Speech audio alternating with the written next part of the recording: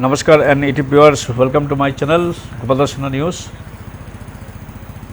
पश्चिम शिलचर एलाकाय जलमग्न शिलचर शहरेर पाशे शिलचर शहरे कয়েকদিন आगे बन्याय कबलित हलेও चतुर्दिके बन्यार जल थाकलेও এখন শিলচর শহরের মধ্যে জল নেই। এখন সবগুলো জল নেমেছে নিচু এলাকায়।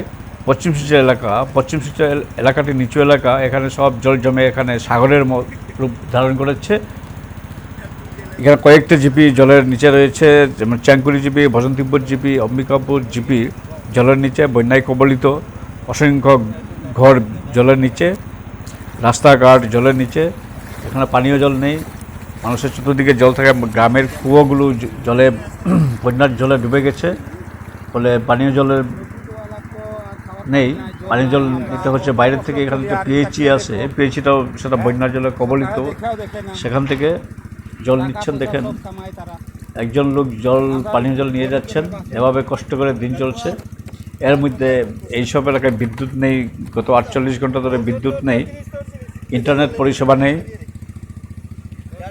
তারপর সব দিকে সমস্যা, যোগাযোগ বিচ্ছিন্ন। শহরের সঙ্গে এত অঞ্চলের মানুষের যোগাযোগ বিচ্ছিন্ন, হাজার হাজার মানুষের যোগাযোগ বিচ্ছিন্ন। ইনকাম বন্ধ। শহরের যেসব লোক দিয়ে কাজ করছে তাদেরও ইনকাম বন্ধ। এখানে সবই গৃহবন্দী। একটি গাড়ি একটি রোডে চলছে, দেখেন এই গাড়িটি ইমার্জেন্সি যাচ্ছে।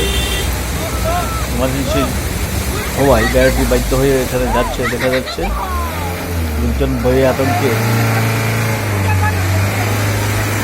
অনেক রিস্ক নিয়ে গাড়িটি যাচ্ছে, দেখা যাচ্ছে।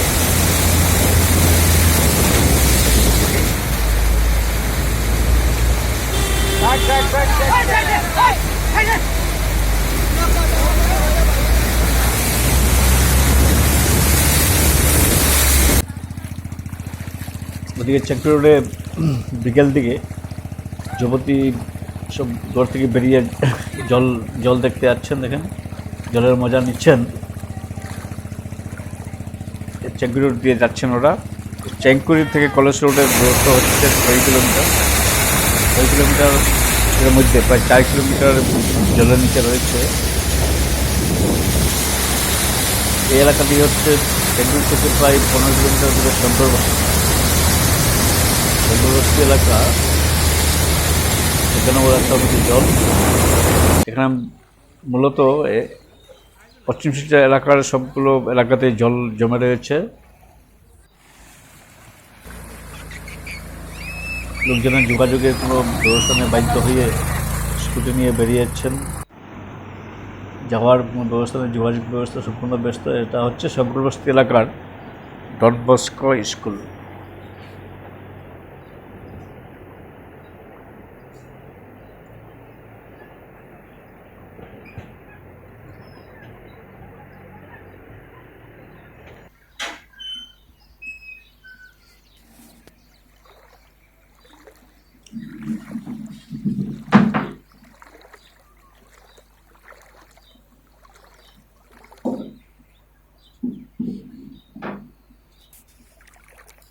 এটি হচ্ছে ডন বস্কো স্কুলের সাইট।